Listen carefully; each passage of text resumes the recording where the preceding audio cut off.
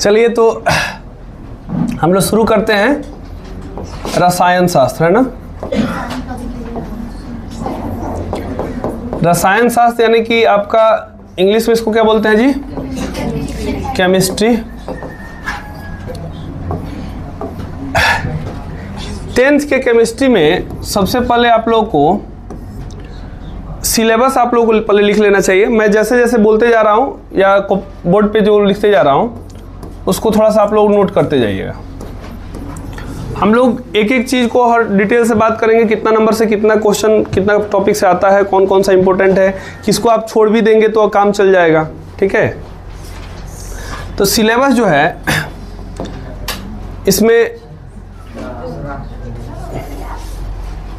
पहला जो है चैप्टर आप लोग का रासायनिक अभिक्रिया और समीकरण। रासायनिक अभिक्रिया और क्लास हम लोग कोशिश करेंगे कि बाइलिंगुअल रहे, ठीक है, दोनों भाषाओं में हम लोग बात करेंगे। रासायनिक अभिक्रिया एवं समीकरण यानी कि केमिकल इक्वेशन एंड रिएक्शन या केमिकल रिएक्शन एंड इक्वेशन।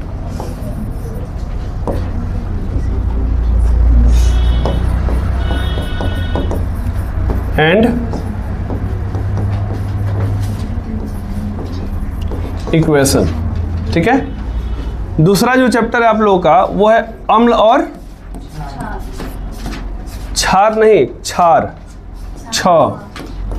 ठीक है, अम्ल एवं क्षार यानी कि acid and bases.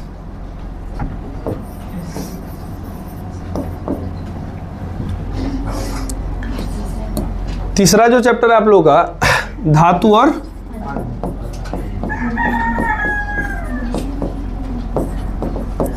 Metal and non metal. चौथा चैप्टर है आप लोगों का कार्बन और उसके यौगिक। सबको लिखते जाइए, ठीक है। Carbon and its compound, carbon and its compound.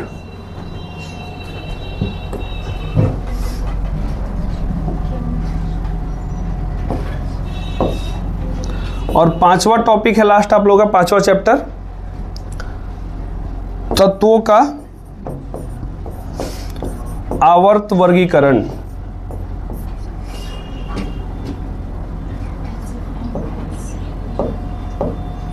तत्वों का आवर्त वर्गीकरण, क्लासिफिकेशन ऑफ एलिमेंट्स। ये 5 चैप्टर आप लोगों को केमिस्ट्री में पढ़ने हैं। आपको सीबीएसई में से इसमें से कुछ चैप्टर्स जैसे तत्वों का आवर्त वर्गीकरण हटा दिया है, इसमें से भी अंदर से कुछ कुछ टॉपिक्स गायब कर दिया है, ठीक है। लेकिन बिहार बोर्ड के तरफ से अभी तक ऐसा कोई गाइड नहीं आया है, बिहार बोर्ड ने ऐसा कुछ जारी नहीं किया है, तो इसीलिए हम लोग को इसको पूरा पढ़ना पड़ेगा, ठीक है।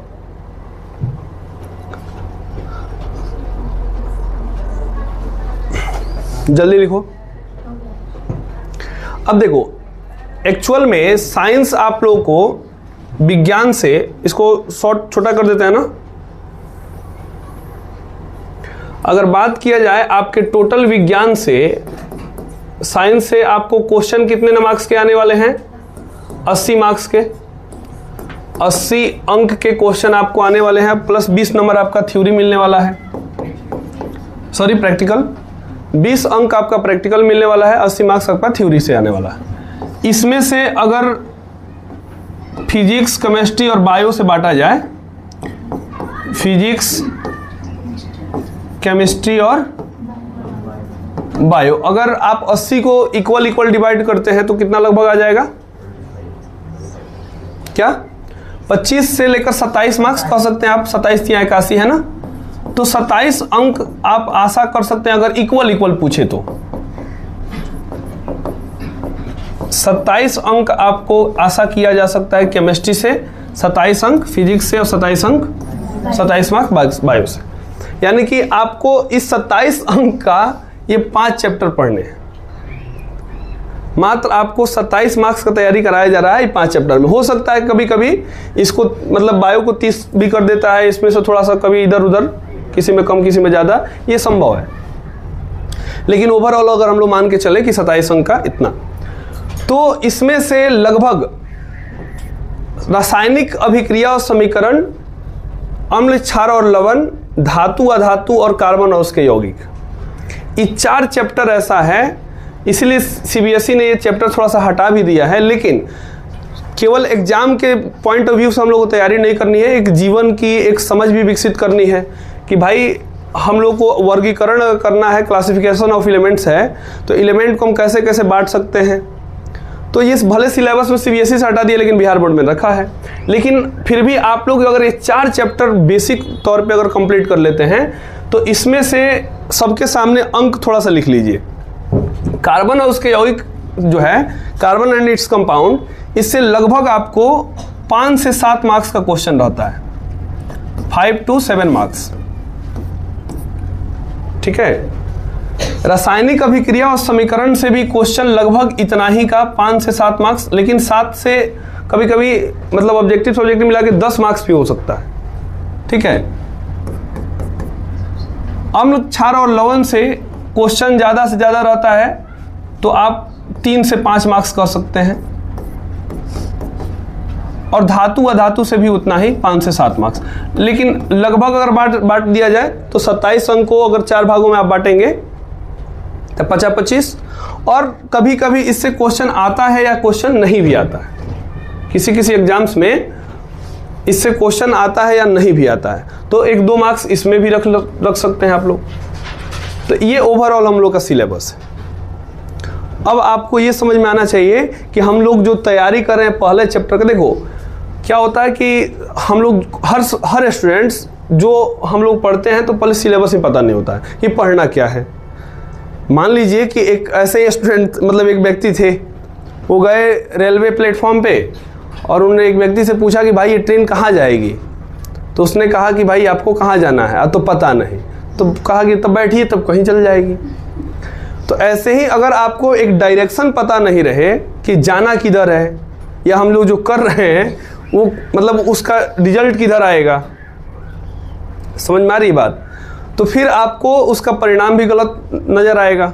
अगर आपको पता हो कि अच्छा हम मुंबई जाना है, मुंबई के ट्रेन में बैठे हैं, ना तो मुंबई जाना है बैठे हैं गुवाहाटी के ट्रेन में, असम में, तो कहाँ से होगा। तो सिलेबस सबसे पहले एक जानकारी होनी चाहिए। इसमें किसी को क्लियर है, किसी को दिक्कत है नहीं ना है। चलिए अब हम लोग जो पहला चैप्टर है आप लोगों का रासायनिक अभिक्रिया, और अब पहला हेडिंग बना दीजिए आप लोग रासायनिक अभिक्रियाएं और समीकरण।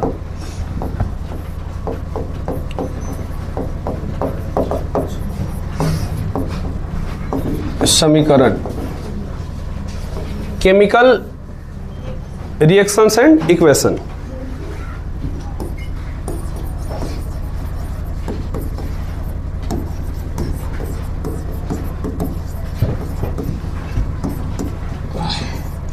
And equation.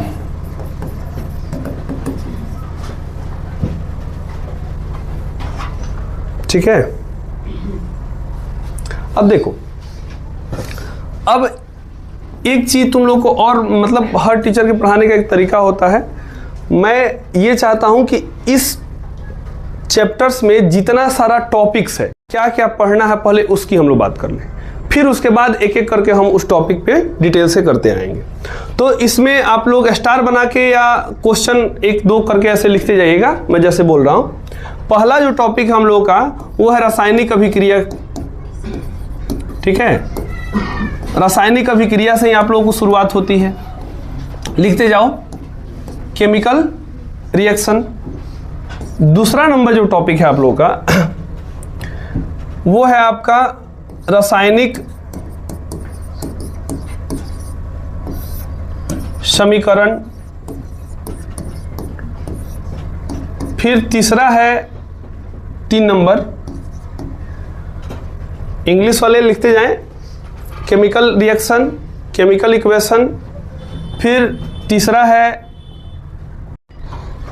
Types of chemical equation, चौथा जो टॉपिक है आप लोगों का तुम लोगों को, ठीक है,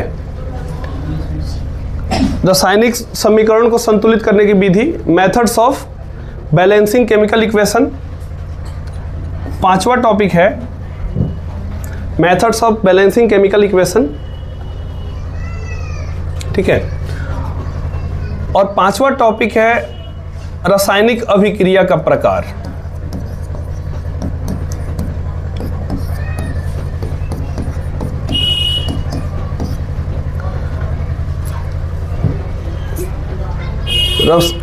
अभिक्रिया का प्रकार, types of chemical equation, chemical reactions, रासायनिक अभिक्रिया के प्रकार हो गया। अब रासायनिक अभिक्रिया का जो प्रकार है इसमें सब टॉपिक्स बटे हुए हैं, ठीक है। अब रासायनिक अभिक्रिया का प्रकार में जब जाओगे तो इसमें पहला प्रकार है संयोजन, संयोजन अभिक्रिया, कंपोजिशन रिएक्शन, ठीक है। दूसरा है वियोजन अभिक्रिया। अब एक एक करके हम लोग इस पे बात करेंगे।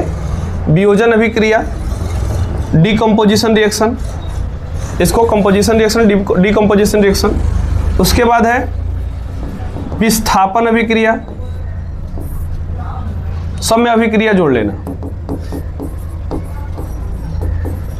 डिस्प्लेसमेंट रिएक्शन या सिंगल डिस्प्लेसमेंट रिएक्शन।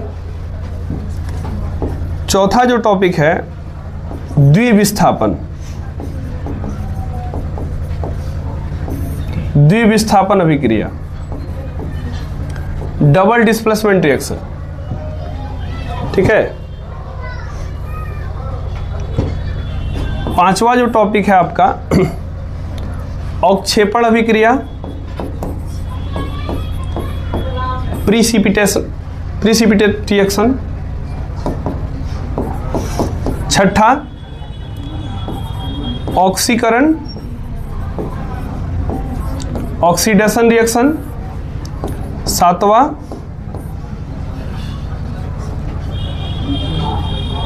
ऑक्सीकरण के बाद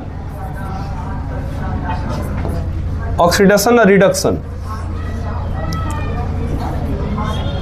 अवकरण अभिक्रिया, ठीक है।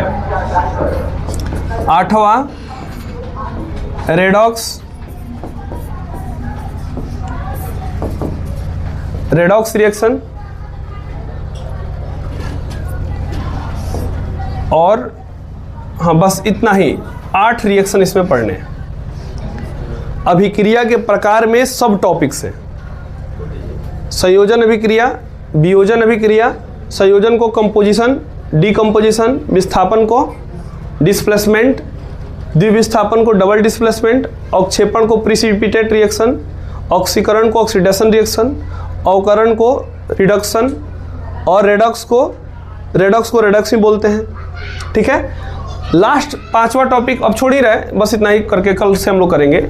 छठा जो टॉपिक है आप लोग का वो है आप लोग का ऑक्सीकरण अभिक्रिया,